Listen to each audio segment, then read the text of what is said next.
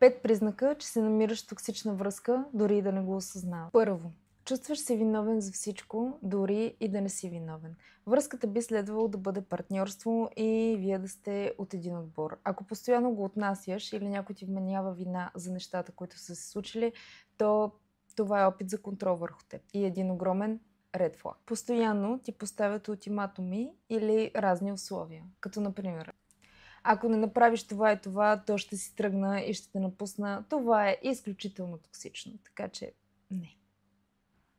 Нямаш контрол върху собствените си решения. Ако партньорът ти те кара да се чувстваш винаги неадекватно или изключително глупаво, когато поемаш инициатива за нещо или се опитваш да вземеш решение самостоятелно, това също е огромен признак за токсичност и те съветвам да не се занимаваш. Четвърто, чувстваш се емоционално изтощено след срещите. Тялото ти винаги ти показва кое е добро за теб и кое не е.